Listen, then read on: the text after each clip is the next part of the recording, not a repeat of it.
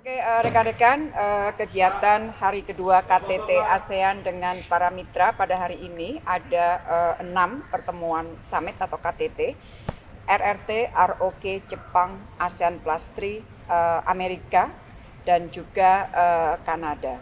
Nah, saya ingin memberikan briefing 3 pertemuan, 3 KTT yang sudah dilakukan sampai detik ini, yaitu dengan RRT, dengan ROK, dan juga dengan Jepang. Sebelum memulai KTT tadi pagi, Bapak Presiden juga sudah melakukan pertemuan bilateral dengan Presiden Bangladesh, dan di dalam pertemuan dengan Presiden Bangladesh antara lain dibahas mengenai kesepakatan untuk menyegerakan penyelesaian negosiasi preferential trade agreement antara dua negara. Dan juga kedua pemimpin membahas bagaimana BUMN Indonesia dapat lebih aktif atau dapat lebih berkontribusi bagi pembangunan ekonomi melalui kerjasama di Bangladesh.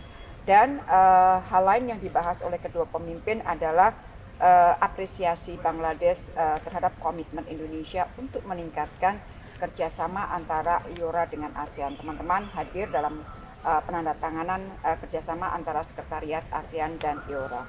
Saya ingin mulai dengan KTT yang pertama dengan RRT. Dalam KTT dengan ASEAN RRT, message yang disampaikan yang hampir sama disampaikan oleh para pemimpin selama pertemuan, antara lain bahwa kerjasama ASEAN RRT sejauh ini sangat kuat dan beliau-beliau melihat bahwa potensi yang ada masih sangat besar. Nah, hampir semua pemimpin juga mengatakan diperlukan adanya trust, penting untuk menjaga trust dan penghormatan terhadap hukum internasional sebagai modal terciptanya perdamaian dan stabilitas kawasan. Para pemimpin juga sepakat untuk memperkuat kerjasama ekonomi melalui upgrade ASEAN-China FTA atau ACFTA 3.0 yang mencakup, kenapa SIP 3.0? Karena mencakup kerjasama baru misalnya di bidang ekonomi digital, ekonomi hijau, dan rantai pasok. Para pemimpin juga menyambut baik guidelines percepatan negosiasi COC di Laut Cina Selatan. KTT ASEAN RRT menghasilkan beberapa kesepakatan kerjasama di berbagai sektor yang tertuang dalam 6 dokumen. 2 dokumen diadopsi, yaitu ASEAN-China Joint Statement on Mutually Beneficial Cooperation on AOIP. Ini berisi kesepakatan untuk mendorong kerjasama konkret implementasi AOIP antara lain di bidang maritim, transisi energi, infrastruktur, smart cities, e-commerce, dan UMKM. Teman-teman tahu bahwa sampai pada titik kita melakukan kerjasama AOIP dengan Tiongkok ini bukan proses yang mudah.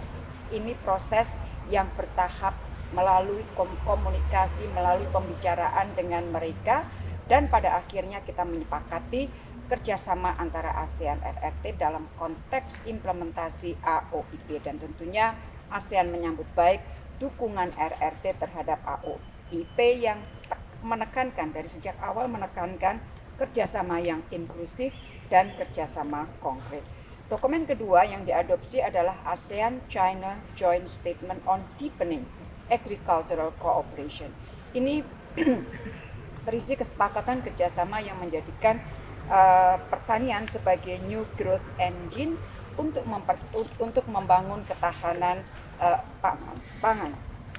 Sementara 4 dokumen yang dicatat dalam pertemuan pertama adalah ASEAN-China Action Plan on Green Agriculture Development yang bertujuan meningkatkan nilai kompetitif produk-produk pertanian ASEAN di tengah rantai pasok global. Kemudian yang kedua ASEAN-China Joint Initiative on Enhancing Cooperation on E-commerce yang bertujuan mendorong kerjasama e-commerce untuk memajukan pertumbuhan ekonomi inklusif dan mengurangi kesenjangan pembangunan kawasan.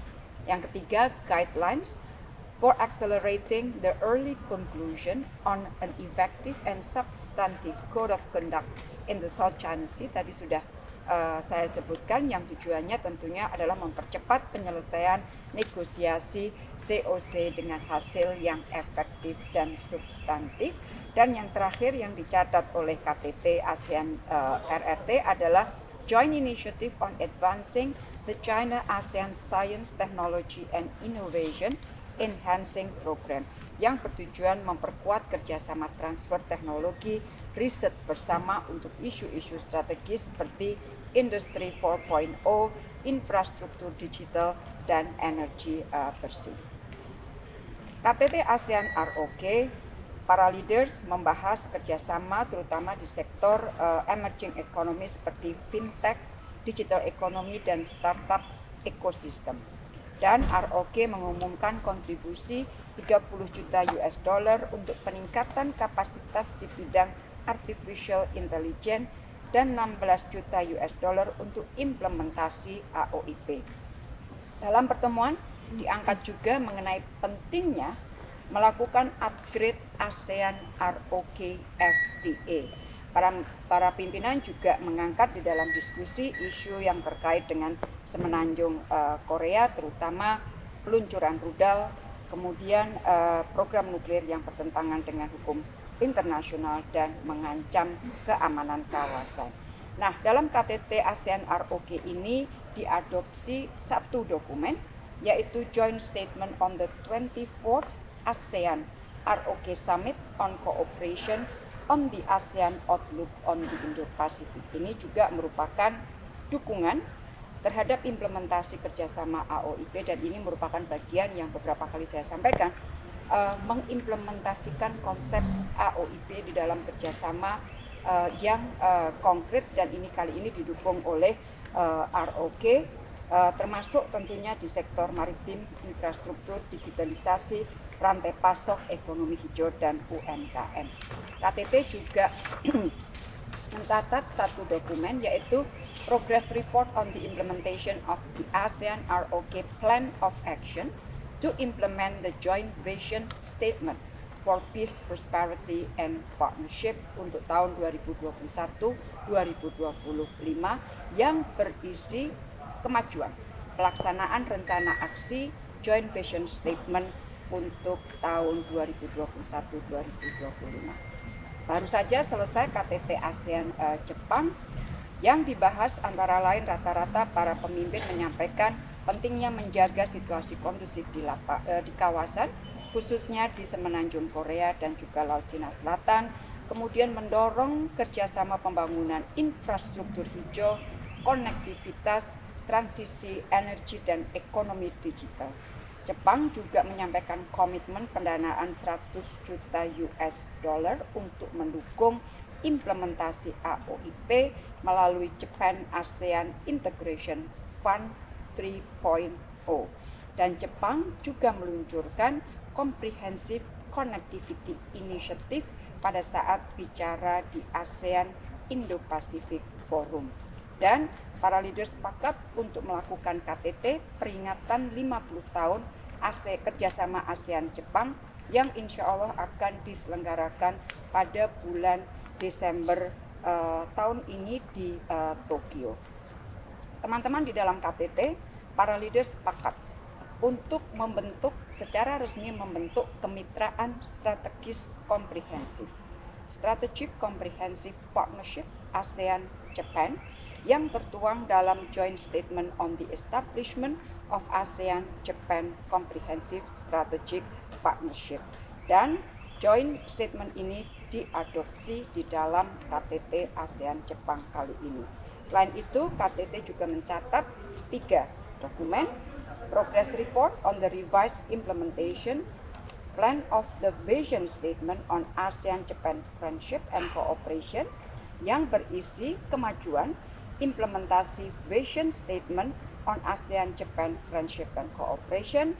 Yang kedua yang dicatat, dokumen kedua yang dicatat adalah Future Design and Action Plan of an Innovative and Sustainable ASEAN-Japan Economic Partnership, yang berisi kerjasama 10 tahun di bidang konektivitas cyber, pengembangan SDM, inovasi, dan dokumen yang ketiga adalah ASEAN-Japan Economic Co-Creation Vision yang berisi visi ekonomi kemitraan ASEAN-Jepang yang melibatkan pihak swasta, komunitas bisnis, dan akademisi. Jadi itu yang dapat saya sampaikan dari hasil pertemuan bilateral Bapak Presiden dengan Bangladesh dan juga KTT yang sudah diselenggarakan 3 KTT dengan RRT, dengan ROK, dengan Jepang. Sekarang para pemimpin sedang melakukan rehat sementara dan akan mulai segera dengan ASEAN Plus 3, kemudian dengan Amerika,